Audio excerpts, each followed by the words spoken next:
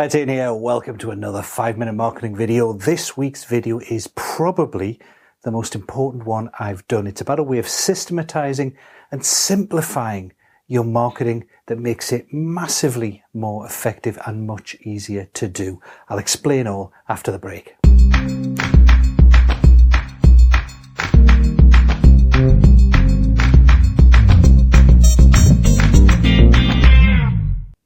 Hi, Ian here. Welcome back. I was on a webinar earlier today with Josh Turner, who has a fantastic system for generating leads, building relationships and winning clients using LinkedIn. If you're watching this video before Sunday the 19th of July, then there should be a link below where you can watch a replay of that webinar. It's well worth it if you haven't seen it. But basically, Josh's system covers a number of key points for LinkedIn. And when I thought about it, and as I was listening to the webinar, I realized that it highlighted some of the hallmarks of all effective marketing. Now, I'm going to show you a method you can use with any marketing you're doing, whether it's online with LinkedIn or Twitter or Facebook advertising or email marketing, whatever it might be, or offline as well with networking and seminars and referrals, that'll allow you to really identify the areas of your marketing that are adding value and that are really delivering you clients, and the areas that aren't, so you can cut those out and really focus in and narrow down on what's going to work for you. And the key to it is that all your marketing and sales activities need to be lined up to bring you in new clients right from that initial identification. So it's really the client flow process from focusing in on your ideal clients, generating leads, doing ongoing nurture to build relationships, build credibility and trust, and then to win clients. And what you can actually do is, if you plot it out like this, you would obviously do it on a piece of paper rather than a flip chart and use a pen rather than a marker. But if you plot it out like this and you write these things down, you can identify what's working for you and what's not. So for example, if we take some of the marketing I'm doing, for example, so I typically will use Facebook ads to a target audience of interests that would identify people who are kind of consultants, coaches, and interested in winning more clients. So that's my focus, is I'm using interest-based targeting to identify people who would be a good fit and who would be interested in buying some of my products.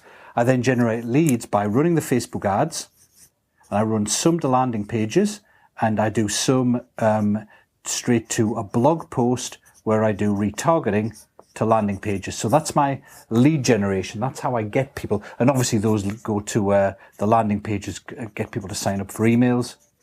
My ongoing nurture is I have a sequence of emails, but it's not just, I don't just write emails in here. What is the actual sequence of emails that people follow, these specific clients follow? And basically I give them the 21-word email. I offer the Reignite program, and then offer Momentum Club, and then do a series of nurture emails that relate to the main features of Momentum Club, etc., etc. So I have an ongoing nurture thing. How do I win clients? Well, I have the Reignite offer that's around for about 4 days, and I have an ongoing mention of the of Momentum Club in the emails.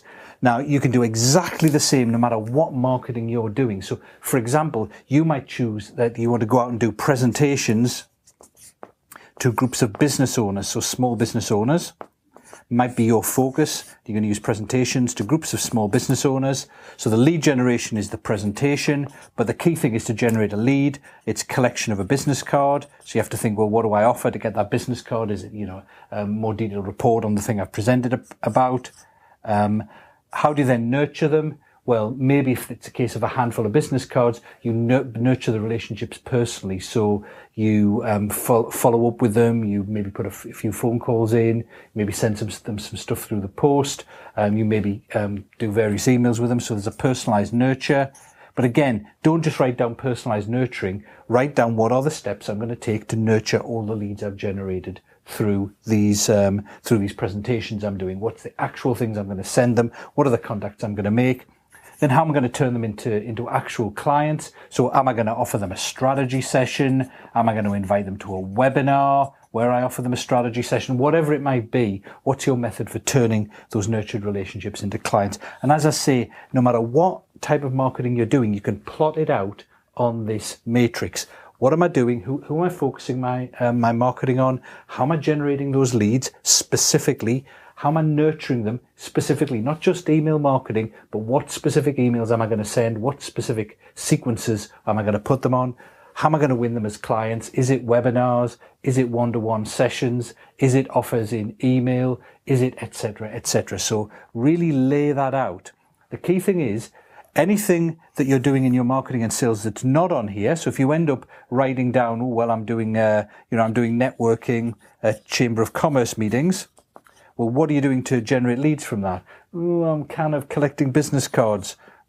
Sounds a bit weak. What's my follow-up from that? I don't really. I maybe drop them an email afterwards and say, thanks for meeting. I'm just hoping that, and you see there's a big gap there.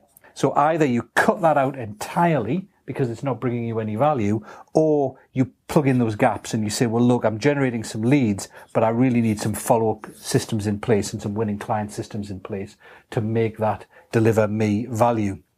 So you might find some gaps in there. You might have a great system going, but a gap there. Fill in the gap. You may be doing some activities that don't quite match, so you're not sending them down the right sequence for that particular group of people. So if you analyze your marketing using this flow matrix, you can really highlight the gaps and plug those gaps. You can highlight when you're doing activities that you don't really need, and you can highlight ways of improving those activities by aligning them up to make sure that the lead generation, the ongoing nurture, and the winning client work you do really lines up with the specific clients you're focusing on and will work for them.